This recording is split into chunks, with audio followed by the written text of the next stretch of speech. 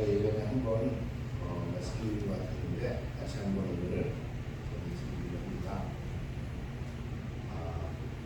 그런 오늘 말씀을 시작하기 전에 오늘 뭐 밖에 비가 오지도 않는데 또 어젯밤에 많이 피곤하신 거예요 다들?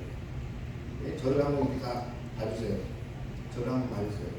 저 이렇게 보는데 지금 보니까 저를 보면서 이렇게 사람이 원래 앉아있다고 누구를 봐주세요 그러면 그 사람 오늘 이렇게 눈이 마주치면 웃거든요. 근데 저를 봐주세요 했는데 웃은 사람이 딱 한 분밖에 안 되고 사모님 한 분만 딱 웃어주시고 남은 분들은 저 좀 봐주세요 했더니 다 고개를 들면서 이런 표정을 왜 귀찮게 고개를 들라고 그러니까 특히 우리 학생들 목사님 받아가면 어떻게 해야 돼? 그렇지 원래 좀 빵긋 웃으면서 그렇게 해야지. 빵긋 웃으면 이제 고개 드는 학생들. 자 고개를 들어주시고요. 지금부터 저와 눈이 좀 서로 마주쳤으면 좋겠습니다. 고개 숙이셔봤자 성경을 읽으시는 것도 솔직히 아니시잖아요. 그렇죠? 고개 숙이면 무슨 생각만 드시는지 아세요? 저 설교 빨리 끝나야 되는데 이 생각밖에 안 드세요. 그러니까 목사님 이렇게 딱 쳐다볼 때 목사님하고 눈을 맞추는 사람이 되길 원해요. 알겠죠? 알겠죠? 네. 우리 함께 이렇게 어깨 좀 펴시고 가슴을 좀 펴시고 세상이 너무 힘드신가요? 이 다가오가 너무 힘드신가요? 왜 이렇게 쭉 가라야 돼요? 한 7월 초순, 7월 그렇죠.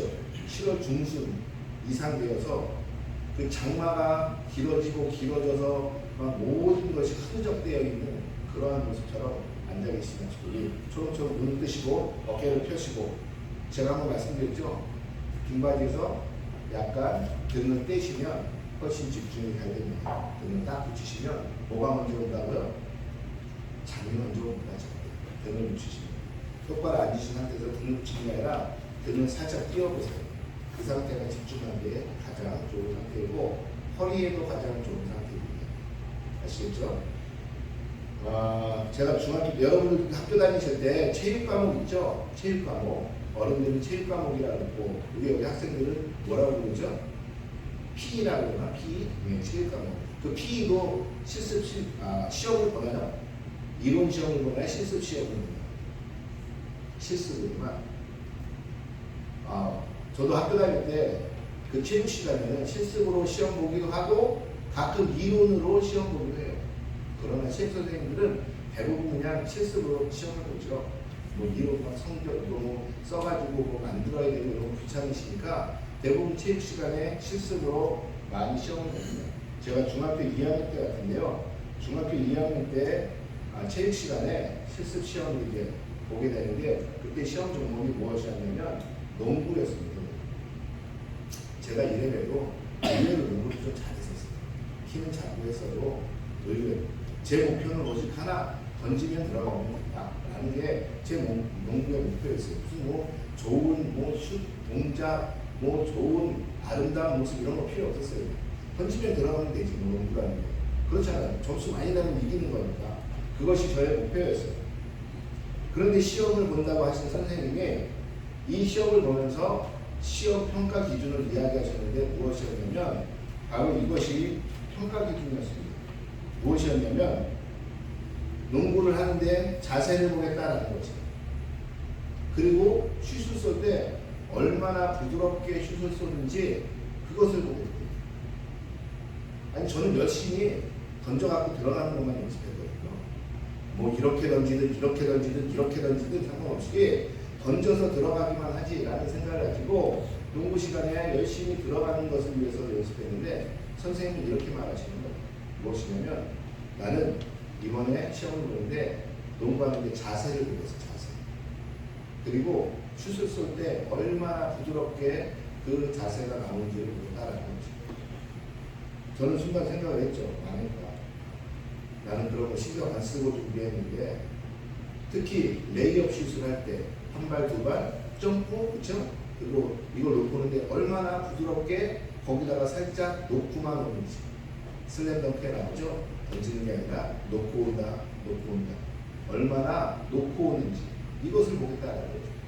저는 그게 아니라 그냥 가가지고 그때 이렇게 던졌거든요. 이렇게 던졌거든요. 내역 쪽으로. 아니나 다를까 별로 그 체육 시간에 점수가 이렇게 저는 좋게 나오지 않았어요. 그 시험에서. 나중에 제가 좀 불만이 있어서 선생님께 여쭤봤어요. 선생님, 아니 농구를 왜 자세를 봅니까? 아니 왜 농구를 부드럽게 쏘는 그 부드러움을 봅니까? 잘 들어가기만 하면 되죠. 농구가 점수 게임인데 잘 넣는 게 장땡 아닙니까? 잘 넣는 거, 많이 넣는 게 더 점수가 잘 나와야지. 뭐 폼이 좋고 자세가 좋고 부드럽게 던졌는데 안 들어가면 무슨 소용이 있습니까? 라고 여쭤봤더니 선생님이 이렇게 말씀하셨어요. 자세가 바르지 않으면, 그리고 부드럽게 슛을 쏘지 않으면 절대로 그 좋은 슛을 쓸 수가 없다. 무엇이냐면 좋은 자세에서 좋은 슛이 나오고 좋은 슛을 할 때 그 골이 될 확률이 훨씬 높고, 많은 골을 넣기 위해서는 좋은 슛 자세와 좋은 폼을 가지고 있어야만, 그래야만 많은 골을 넣을 수 있다는 거죠. 나쁜 자세에서는 절대로 좋은 골들이 나오지 않는다는 거죠. 나쁜 자세에서는 열심히 연습하여 어느 정도는 넣을 수 있지만 그 한계를 넘어서는 것은 절대로 넣을 수 없다는 거죠. 그러기에 많이 골을 넣는 것보다 더 중요한 것은 뭐냐면 농구에서 좋은 폼을 갖는 거예요. 그리고 좋은 폼을 가지며 그 던질 때, 슛할 때 얼마나 힘을 빼고 부드럽게 던질 수 있느냐. 이게 농구에서 가장 중요하다는 거죠. 그것을 깨달은 게 고등학교 때 만화책 슬램덩크를 보면서 그때 깨달았어요. 거기서 나오잖아요. 놓고 온다, 부드럽게, 부드럽게, 손목만 쓴다, 계속 나오잖아요. 그때 알았어요. 아, 이게 그 소리였구나. 여러분, 올림픽 경기 중에 거의 모든 올림픽 경기는 경쟁입니다. 그렇습니까? 아니겠습니까? 싸워야 돼요. 싸워서 이기는 거예요. 유도를 하게 되면 내가 결승까지 올라가 경쟁에서 싸워서 이기는 거예요. 달리기를 하면, 100m 달리기를 하면 그 출발선상에서 수많은 사람들을 이기고 올라와 끝내 한 명이 되는 게 올림픽의 종목의 대부분의 올림픽 종목들입니다. 그런데 올림픽 종목에서 정식적으로 채택은 되지 않았어요. 그런데 2008년 베이징 올림픽에서 이것이 시범 종목으로 한번 채택된 적이 있었습니다. 우리가 잘 아는 우슈. 우슈가 중국말로 뭐죠? 우슈예요? 쿵푸 아니에요? 쿵푸? 쿵푸. 우리가 잘 아는 중국 정통 그 무술. 그것을 우슈라고 하는데, 이것이 당시 2008년 베이징 올림픽에 시범 종목으로 채택됐었어요. 그리고 이 시범 종목으로 채택됐는데 제가 그것을 그때 한번 봤어요. 봤는데 너무 웃기더라고요.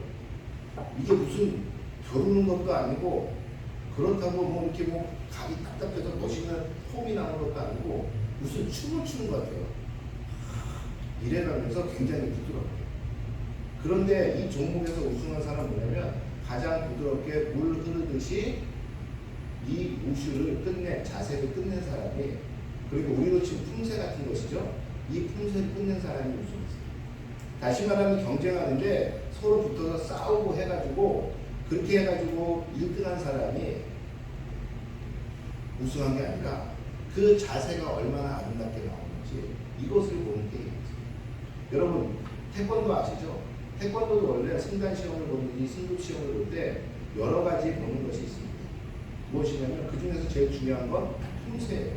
품새를 어느 정도 얼마나 외우고 있고, 또한 품새를 어느 정도 완벽하게 그 모양을 갖추고 있느냐라는 것을 많이 봐요. 그리고 거기에 격파도 있고 또한 겨루기도 있습니다. 그런데 올림픽에서 태권도 뭘로 금메달 따죠? 품새는 보지 않아요. 격파는 보지 않아요. 뭐만 하냐면 그 원래 승단 시험에 있는 겨루기 하나를 가지고 금메달을 땁니다. 그렇기 때문에 그 사람들도 당연히 국가대표도 잘하죠. 잘하는데 주먹을 쓸 수 없으니까 화려한 발차기, 그 자세를 보지 못해요. 그것으로 사람을 평가해요. 이 사람이 정말로 우승할 수 있는 사람인지 아닌지. 아, 이 사람은 겨뤄서 이길 수 없는, 있는 사람인지 없는 사람인지, 이것으로 평가한다는 거죠. 사람을 평가하는 기준을 만들어줘요. 그리고 이 평가하는 기준을 통해서 이 평가 기준을 통과한 사람만 우수한 사람이라고 얘기합니다. 현대 사회는 어떻습니까? 우수한 사람, 재능 있는 사람, 좋은 사람은 어떤 사람이에요? 우리가 이미 정해놓은 평가 기준에서 이 평가 기준을 우수하게 통과한 사람들을 우리는 우수하다고 얘기해요. 지금 우리 학생들 열심히 공부하고 있는데 이 친구들이 진정으로 평가를 어디서 받습니까? 소위 말해서 대학 들어갈 때 처음으로 받아요. 우리가 아는 명문대라고 하는 데를 들어가게 되면 이 친구들은 이 사람들은 우수한 학생이구나 처음 평가를 받게 돼요. 여러분 그런데 명문대학을 들어간 사람들은 정말로 우수한 사람들입니까? 조금 안 좋은 말로 이야기하면 지금 대한민국을 이끌어가고 있는 거의 모든 법조계나 아니면 정치계나 아니면 기업이나 모든 곳에 우리나라에 명문대를 나오신 분들이 하고 있지만 그 사람들이 하고 있는 모든 것이 우수하고 완벽하고 좋은 것입니까? 그렇지 않아요. 명문대를 들어가는 것은 하나의 평가 기준, 우리가 만들어 놓은 평가 기준 중에 하나지만 그것으로 우리 사람이 어떠한지를 우리는 알 수 없어요.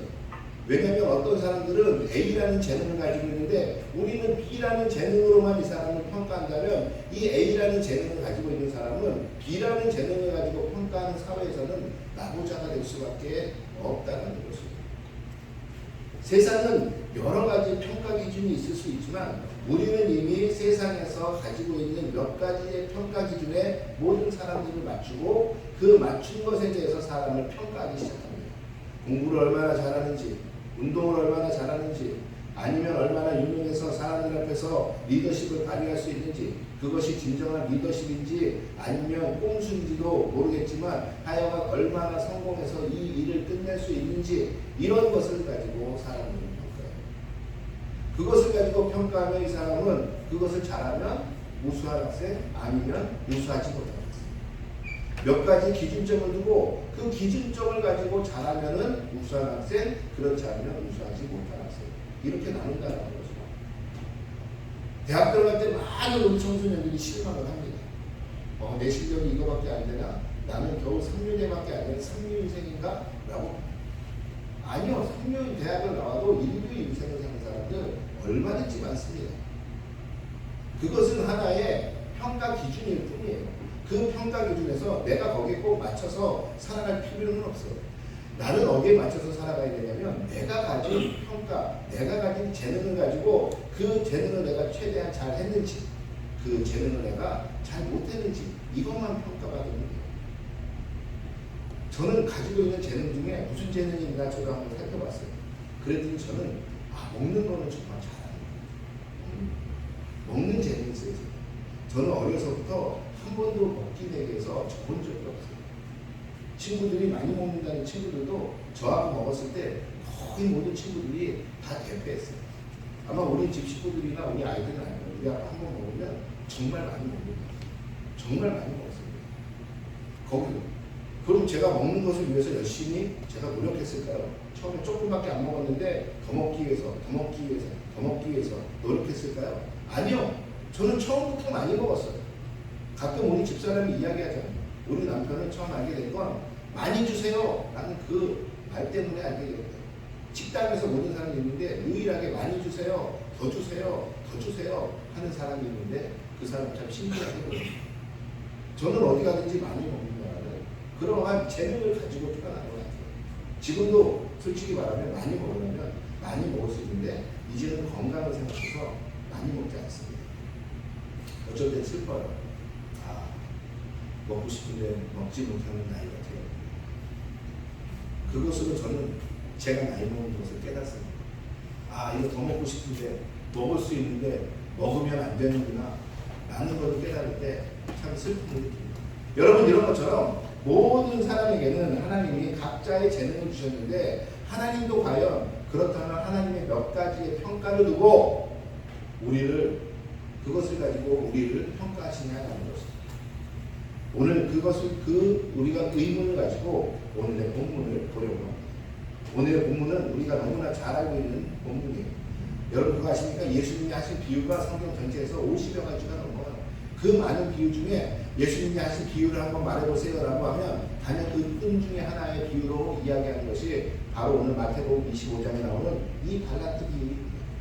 그런데 이 달란트 비유는 언제 예수님이 하신지 아십니까?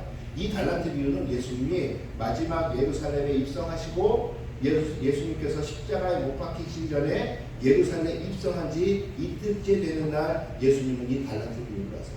이 달란트 비유를 하실 때 이날 예수님께서 이틀째 무엇을 하셨냐? 예수님께서는 예루살렘의 성전에 들어가셔서 수많은 사람들, 사두개인들과 바리새인들과 서기관들과 제사장들과 장로들과 계속적으로 논쟁을 하세요. 논쟁을 하시면서 그 사람들이 예수님을 넘어뜨리기 위해서 계속적으로 묻습니다. 예수님의 권위에 대해서도 묻고, 또한 예수님께서 당신이 이야기하는 당신의 제자들이 왜 이러느냐고 묻고, 그러면서 예수님께서는 그 권위에 대해서도 비유로 말씀하시면서 또한 그 바리새인들이 와서 묻습니다. 이 동전 하나가 있는데 이 세금을 가이사에게 내야 됩니까? 아니면 하나님께 바쳐야 됩니까? 라고 이야기하니까 그거 갖고 와봐 하더니 여기 누가 그려져 있는데 그 가이사입니다. 그러니까 가이사는 것은 가이사에게, 하나님의 것은 하나님에게 얘기하면서 이 둘째 날 무수히 많은 논쟁과 사람들과 많은 대화를 예수님이 하십니다. 특별히 예수님의 정적으로 나오는 이 많은 사람들, 대제사장들, 장로들, 사두개인들, 바리새인들과 예수님께서는 계속적으로 논쟁을 하세요.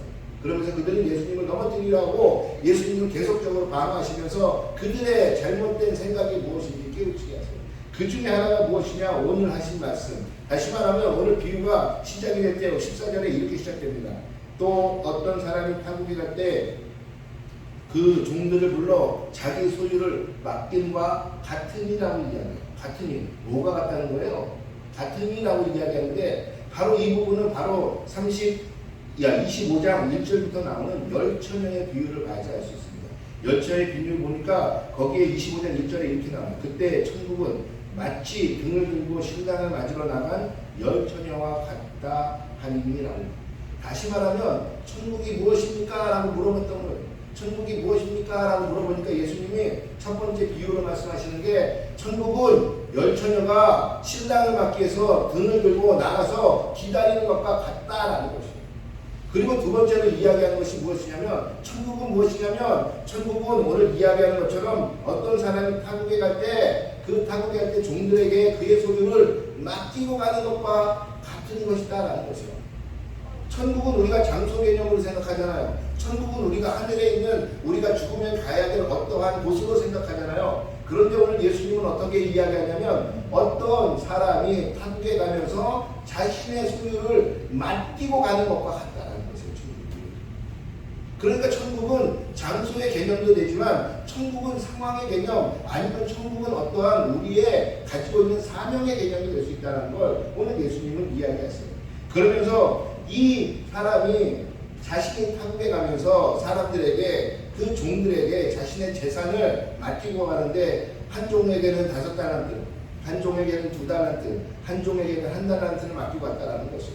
그러면서 그 종이 받은 종들을 채시고 나가 무엇을 했냐면 5달란트 받은 종을 가지고서 5달란트로 장사를 해서 5달란트의 이문을 남겼고 2달란트 받은 종도 가지고 와서 2달란트 이문을 남겼는데 1달란트 받은 종을 보니까 그것을 땅에다 묻고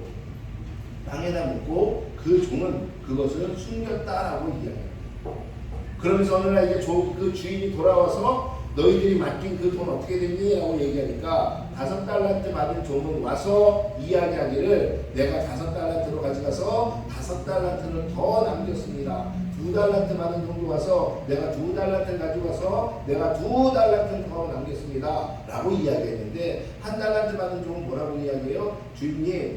주인이요 당신은 보면은 뿌리지 않은 데서도 걷고 또 심지 않은 데서도 걷는 그러한 사람임을 내가 알고 있습니다. 그러기에 내가 당신의 이 1달란트를 땅속에 보관했다가 지금 이것을 당신에게 가지고 왔습니다. 라고 이야기했더니 주인이 화를 벌컥 내면서 이 악하고 게으른 종아 라고 이야기하더니 그렇다면 차라리 내 돈을 네가 나를 그렇게 생각했다면 내 돈을 은행에다 맡겨서 이자라도 취할 것이지 너는 그것도 안 했다 라고 이야기하면서 이 종을 바깥에다 내던지라고 이야기합니다.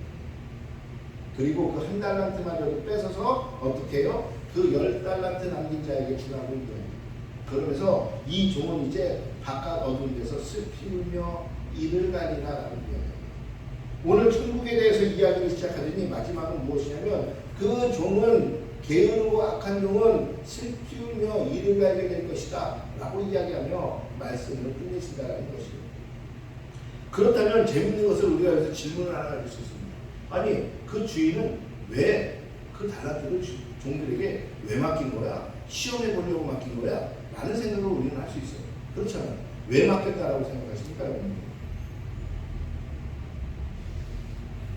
그냥 성경에서 맡겼습니다 하니까 그냥 저는 믿음으로 아멘 하며 그냥 맡긴 것을 믿습니다 그렇게 믿으시나요?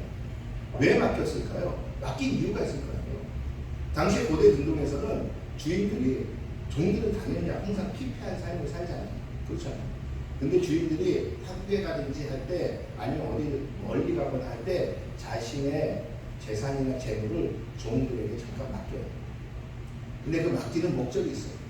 잘 관리해야 되고 하나라도 일어나면 가만 안 둘 거야. 만약에 이러한 마음이었다면 이 세 종 중에 누가 제일 잘한 종인가요?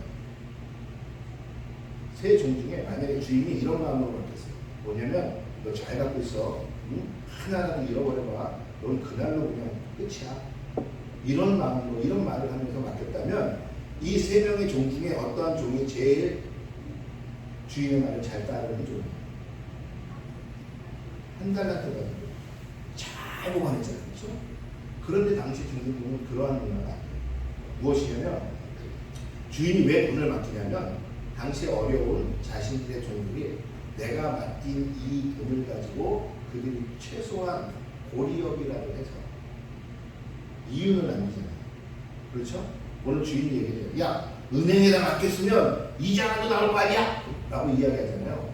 은행에다 맡기든지 고리업을 하든지 최소한 아니면 그것으로 장사를 하든지 자신 있는 사람은 해가지고 이윤이 남잖아요. 이 이윤은 누가 갖냐면 주인이 갖지 않아요. 이 이윤은 그 종이 갖는 거예요. 그 종은 무엇만 주면 되냐면 주인이 왔을 때 이 원래 있었던 원금만 주인께 돌려드리는 거예요. 그러면 오늘 5달란트 받은 종은 5달란트 남겼으니까 자기 것이 몇 개가 돼요? 5달란트가 되는 거예요. 주인은 원래 자기 거 그대로 받는 거예요. 이게 고대 중근동의 종에게 돈을 맡기는 이유 중에 하나예요. 그것을 가지고 그들이 자신의 재산을 만들 수 있도록 해줍니다. 안 그러면 그들은 어디서 자기 재산을 만들 수 있는 방법이 없죠. 그렇게 하는 것 하기 때문에 이 첫 번째 종이 어떻게 했어요? 받자마자 어떻게 해요? 즉시로 나가서 장사했다라고 이야기해요. 두 번째 종도 나가서 어떻게 해요? 즉시로 나가서 장사했다라고 이야기합니다. 그러니까 세 번째 종은 어떻게 했어요?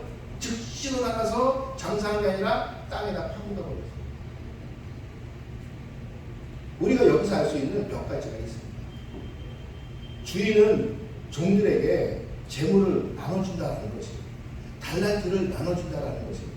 오늘 여기에 달란트라고 이야기되는 이 달란트가 여러분 어느 정도 5달란트, 2달란트, 1달란트 하니까 그냥 아이고 그게 얼마나 되겠어요 이렇게 생각하시죠? 여러분 당시에 달란트는 원래는 통용 화폐의 가치가 아니라 화폐의 몇 달란트, 몇 달란트 화폐의 단위가 아니라 원래는 무게의 단위예요. 그러니까 한 달란트는 뭐냐면 34kg의 무게를 나타내요.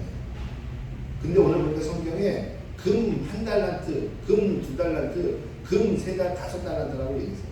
다시 말하면 금을 지금 어떻게 맡긴 거냐면 한 달란트는 금을 34kg 맡긴 거고 2달란트는 얼마에 그러면 68kg를 맡긴 거예요. 3달란트는 102kg. 어마어마한 금을 맡긴 거죠. 이게 작을까요? 현대 가격으로 금 한 분에 요새 얼마, 1g에 얼마 하는지 아세요? 한 6만 원 정도 하는 거예요. 5만 원을 쳐도 만약에 34kg이면 얼마 정도일까요?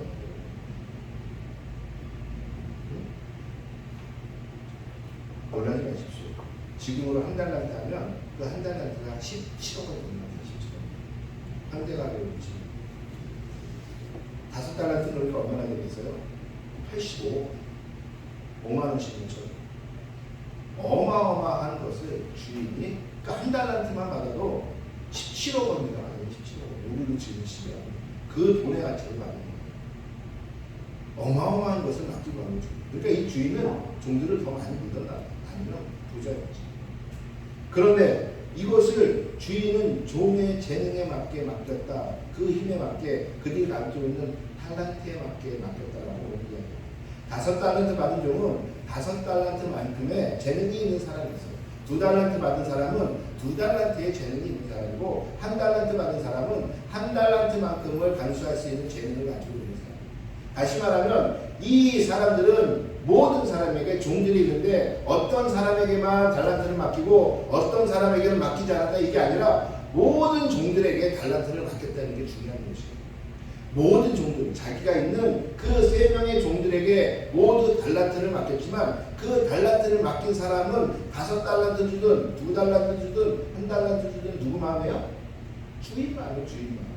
주인이 5달란트 맡기고 싶은 사람은 5달란트 맡겼고 2달란트 맡기고 싶은 사람에게 2달란트 맡겼다는 거죠.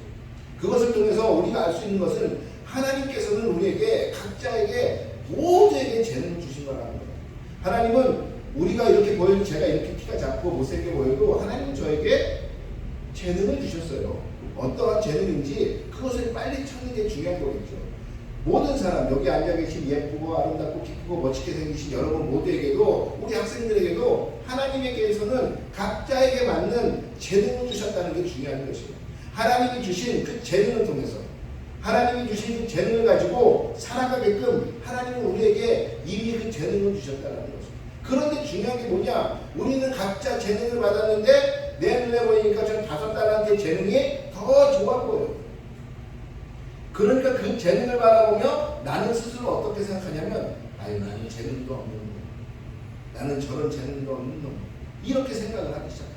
그러면서 나 자신을 비하하고 나 자신에 대해서 나는 왜 저런 재능이 없을까? 왜 나는 5달란트 맞지 못했을까? 왜 최소한 나는 2달란트는 맞지 못했을까? 나는 그 정도밖에 안 되는 인간인가? 나는 세상에 쓸모없는 인간인가? 이렇게 생각한다는 것이에요. 여러분 그런데 1달란트가 얼마라고요?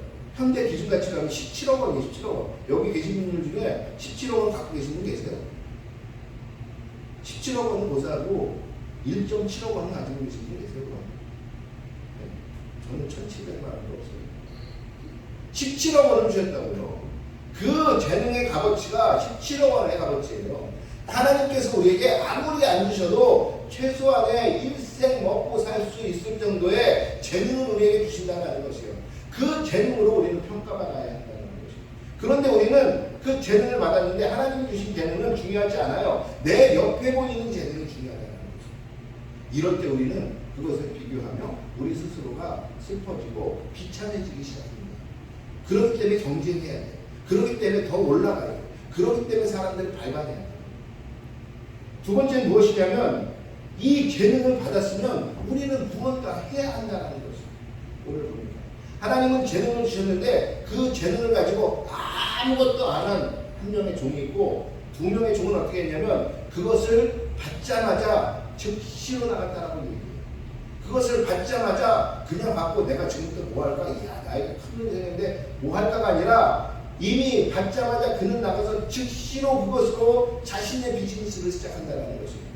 주인의 마음을 이미 알았어요. 무엇이냐면 주인은 나에게 이것을 맡기며 나에게 이것을 통하여 무언가를 만들어내라고 이야기하시는 거구나. 그리고 그 무언가를 만들어내는 것은 주인을 위해서 주인이 가져갈 것이 아니라 나를 위해서 만들어 가라는 거구나. 내가 더 편히 살기 위해서, 내가 더 평안하게 살기 위해서, 내가 세상 가운데서 사람들 앞에서 살아가는데 내가 더 기죽지 않게 해서 그것을 위해서 내가 만들어 가라고 이익을 만들라고 이야기하시는구나. 그 마음을 알았어요. 그러니까 그 마음을 안 제자들, 그 종들은 어떻게 했어요? 즉시로 나갔다. 그런데 그 종 하나는 나아가서 무엇을 했냐? 그 주인의 마음과는 전혀 다른 일. 즉 다시 말하면 땅에다 묻어버리고 내가 이거 주인 건데 주인에게 돌려줘야지 이것으로 끝내는 삶을 살아요. 여러분은 하나님께서 주신 재능이 있다면 그것으로 여러분은 즉시로 나가서 그것을 사용하시겠습니까? 아니면 나는 주변에 있는 더 좋아 보이는 재능을 바라보며 나의 재능을 땅속에 고이고이 간직하여 언젠가 천국에 가는 날 하나님께 다시 돌려드리기 위해서 묻어두시겠습니다. 더 재밌는 건요. 바로 오랜 후에라는 단어가 나오며 언젠가 생하는 날짜가 온다는 것입니다. 언젠가 생하는 날짜. 오늘 성경에 보니까 주인이 옵니다. 주인이 와서 이야기해요. 성경 어디였죠? 19절에 보니까 오랜 후에 그 종들이 주인이 돌아와 그들과 결산할세라고 이야기합니다. 다시 말하면 이 오랜 시간을 보니까 오랜 후에라고 하는 거니까 충분히 시간이 있어요. 어떤 시간? 충분히 장사하든지 이윤을 낼 수 있는 시간을 충분히 준 시간이에요. 그 충분히 준 시간은 언젠가는 다가오게 되어 있습니다. 아무리 긴 시간이라도 세마는 날짜는 다가온다는 것입니다. 이것과 비슷한 말씀이 24장 45절에서 56절에 한 번 더 나옵니다. 어떤 왕이 거기에서도 그런 종에게 물건을 맡기고 하는데 이 종이 이것을 잘 나눠 쓰는지 안 쓰는지 보기 위해서 했더니 이 종이 주인이 갔으니 오랜 후에나 있다가 돌아올 것이다 라고 생각하고 있다가 어느 날 주인이 돌아옵니다. 다시 말하면 오늘 오랜 후에 주인은 돌아오게 되어 있다는 것입니다. 그리고 그 주인은 그것에 대해서 세물하기 시작한다는 것입니다. 그런데 재밌는 것은 여기서 세물할 때 이게 상대평가가 아니라 절대평가라는 것입니다. 여러분 시험 보실 때 절대평가가 보세요, 상대평가가 보세요. 60점만 넘으면 합격인 게 절대평가고 여기서 3명만 뽑는 게 합격이라고 하면 상대평가인 것이에요. 여러분들은 어떤 게 보세요? 저는 개인적으로 절대평가를 좋아해요. 왜냐하면 상대평가는 누군가하고 경쟁을 하는 거예요. 절대평가는 나 혼자만 하는 거예요. 그런데 오늘 보니까 주인이 5달란트 남는 자나 2달란트 남는 자, 우리가 잘 아는 것처럼 너무나 똑같이 칭찬하고 똑같이 그들에게 이야기하며 그 상을 주게 됩니다. 무엇이냐면 착하고 충성된 종아 네가 작은 일에 충성하였으니 내가 너에게 더 큰 것을 맡기겠다라고 이야기하면서 주인의 기쁨의 잔치에 참여하라 라는 아주 똑같은 그러한 상을 주게 된다는 것입니다. 여러분 하나님의 평가는 절대평가. 어떤 평가? 하나님이 여러분들에게 이미 주신 그 재능에 대해서 하나님은 여러분들이 어떻게 사용했는지 그거를 보시는 거지. 너 옆에 있는 애보다도 남긴 게 덜하네? 너 옆에 있는 애보다도 전도가 덜하네? 너 옆에 있는 애 이렇게 상대평가하시지 않는다는 것입니다. 무엇이냐면 내가 가진 재능으로 내가 세상 가운데서 얼마나 하나님과 함께 하나님의 나라를 위해서 살았느냐 이러한 절대평가로 우리를 평가하신다는 것이에요.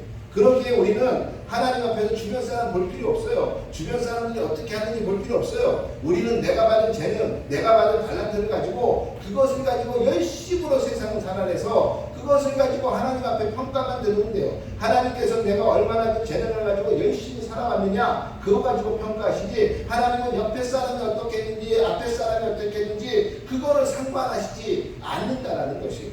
그런데 오늘 보니까 한 달란트 받은 종은 자신이 없었어요. 옆에 있는 사람의 그 재능을 부러워하며 그냥 나는 그 재능을 주지 않은 그래서 내가 5달란트 남기지 못할 바에는 이 한 달란트마저도 나는 잃지 않겠다 라는 마음으로 이것을 땅에다 묻어버렸어요.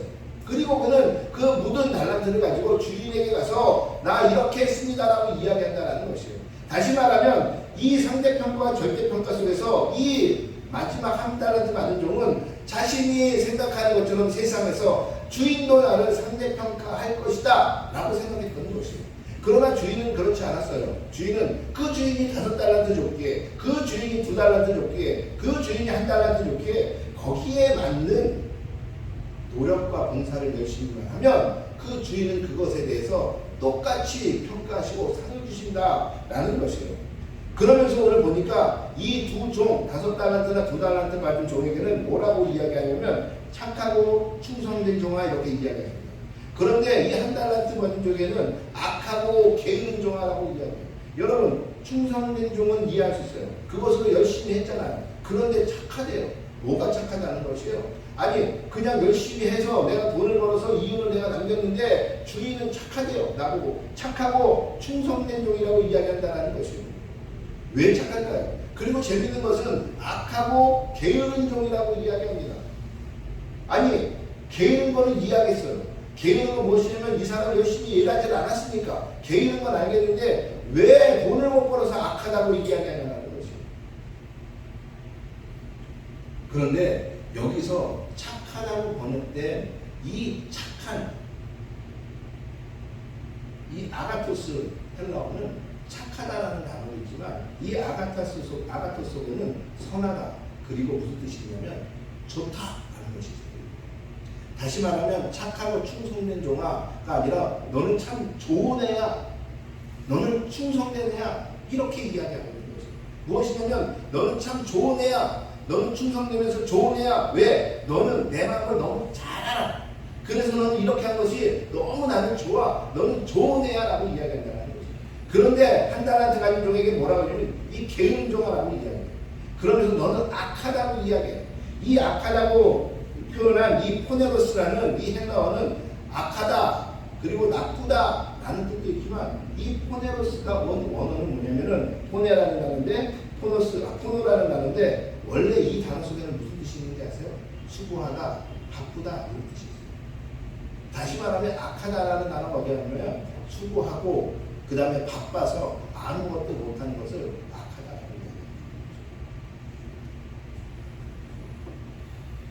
우리가 마지막으로 눈여겨볼 게 바로 이겁니다. 무엇이냐면 악하다고 표현하는 것이에요. 게으르다고 이야기하면서 악하다고 이야기하는 거죠. 여러분 이 한 달란트 받은 종이 게으르니 이 두 달란트나 5달란트 받은 종은 어떤 종이에요? 충성인 종, 다시 말하면 딜리전트한 종. 이 친구들은 무엇이냐면 굉장히 딜리전트. 갑자기 생각이 안 나네. 게으른 것 같은데. 부지런한 사람들이라는 것입니다. 그런데 오늘 게으르다고 표현하면서 악하다고 이야기해요. 여러분 게으른 사람들의 특징이 뭐가 있는지 아세요? 같이 합시다. 제가 바빠서요. 합시다. 제가 오늘 수고할 게 너무 많아서 제가 바빠서요. 미안합니다. 시간이 없습니다. 못합니다. 이 얘기를 많이 한다는 거죠. 게으른 사람들의 특징. 여러분 게으른 사람들은 아침에 늦게 일어나고 그 다음에 게으른 사람들은 뭔가 안 하고 이게 게으른 게 아니에요. 성경이 말하는 게으른 사람들의 특징이 무엇인지 아십니까? 게으른 사람들은 자신이 해야 할 일을 항상 나중에 끝에 해요. 그리고 게으른 사람들은 성경에서 이야기합니다. 오늘 지금 한 달란트 받은 중에 가장 대표적이에요. 무엇이냐면 받았는데 그것에 대해서 무언가 발전적으로 생각하지 않아요. 그리고 그냥 이것을 묻어주고 간단하게 생각하고 자신이 하고 싶은 삶을 영위해 나가려고 해요. 성경은 이런 사람을 게으르다고 얘기합니다. 너 늦게 일어나서 시간이 이게 아니에요. 네가 맡은 그 일에 대해서 네가 발전적으로 더 할 수도 있는데 네가 하지 않는 것 이런 것들을 게으르다라고 얘기합니다. 그러면서 그 게으른 사람들을 뭐라고 이야기하냐면 악하대요. 왜? 그 사람들은 날마다 그 게으르기 때문에 하기 싫기 때문에 제가 바빠서요. 이렇게 이야기한다는 거죠. 그 사람들은 악한 사람들이라는 거죠. 왜? 주인은 그 마음으로 너에게 그 달란트를 주지 않았다는 거죠. 그 달란트를 가지고 나가서 네가 할 수 있을 만큼 최대한으로 네가 노력하여 네 것을 만들어라. 이것이 주인의 마음. 오늘 주님의 마음은 무엇이냐면 우리에게 재능을 주시고 그 재능은 언젠가 우리는 세물해야 돼요. 그런데 그 재능을 너희가 세상에 살면서 그 재능을 가지고 최대한 많이 해서 네가 세상에서 가장 좋은 삶, 복된 삶을 살아내라는 것이에요. 많은 이유를 만들어내라는 것이에요. 주변에 있는 다른 사람들의 그 환경이나 주변에 있는 사람들을 바라보지 말라는 것이에요. 내가 너에게 준 그 재능, 내가 너에게 준 그 달란트를 가지고 즉시로 나가서 그것을 가지고 너의 삶과 너의 이윤을 위해서 일하라는 것이고 어떻게 그 재능으로 최선을 다해서 부지런하게 일하라는 것이고 그것이 너에게 복이 될 것이고 그것이 너에게 먹을 것이 될 것이며 그것이 너에게 평안한 잠자리를 줄 것이라는 것이고 그런데 우리는 평안한 잠자리와 좋은 먹을거리와 좋은 삶을 살기 위해서 우리는 늘 노력하지만 무엇이냐면 주변을 바라보면 나도 저렇게 해야 되는데 나도 저렇게 해야 되는데 라고 이야기합니다. 아니요. 하나님은 이미 너에게 그렇게 살 수 있는 재능을 다 주셨다는 것이에요. 달란트가 무슨 의미입니까? 이게 영어에서 탤런트예요. 탤런트가 무슨 뜻이죠? 그게 재능이잖아요. 하나님은 우리에게 재능을 이미 주셔서 우리는 살 수 있는 재능을 주셨어요. 여러분 그 재능을 가지고 부지런히 살아가 악한 종이 아닌 착한 착하고 충성된 종으로 살아가시는 저와 여러분 되기를 주의 이름으로 축원하겠습니다. 여러분 다시 말하면 여러분의 재능, 하나님이 주신 재능이 무엇인지 그 재능을 통하여 세상 가운데 최선을 다해 열심으로 살아가 하나님 앞에 이윤을 남겨드리는 것이 아니라 그 이윤을 가지고 내가 세상 가운데 주님 이거 내가 가져도 되죠? 라고 이야기하면서 그래 너 이거 가져도 된다 라고 이야기하면서 그 칭찬 그 너는 참 부지런하고 착하고 충성된 종이구나 라는 것을 들을 수 있는 그래야 주인이 기뻐하신다잖아요. 여러분 주변에 5달란트 받은 사람들 부러워하지 마세요. 이미 하나님께서는 여러분에게도 하나님께서는 모든 재능을 주셨다는 거죠. 여러분의 재능을 가지고 하나님 앞에 나아가 즉 시로 그 앞에서 여러분의 일들을 최선을 다해서 그렇게 될 때 하나님께서는 여러분이 생각하는 것 이상의 것으로 하나님 함께 해주실 것입니다. 저는 우리 디사이플의 모든 성도들이 바로 이러한 하나님 앞에서 부지런한 자들이 되었으면 좋겠습니다. 다시 말하면 우리 디사이플의 모든 성도들이 자신이 가진 재능, 남이 가진 재능이 아니라 내가 가진 재능을 재능 속에서 최선을 다하여 내가 그것을 통해서 달란트를 만들 수 있는 그러한 사람들이 있으면 좋겠습니다. 그것을 통해 나의 행복은 외부로부터 오는 것이 아니라 하나님이 나에게 주신 것을 통하여 내가 행복을 찾는 그러한 저와 여러분 되기를 주의 이름으로 축원하겠습니다. 주의 이름으로 축원하겠습니다. 그래서 착하고 충성된 종으로서 악하고 게으른 종이 아니라 착하고 충성된 종으로서 주님께 칭찬받는 그러한 삶을 사시길 주의 이름으로 축원하겠습니다. 우리 이 시간에 함께 기도했으면 좋겠습니다.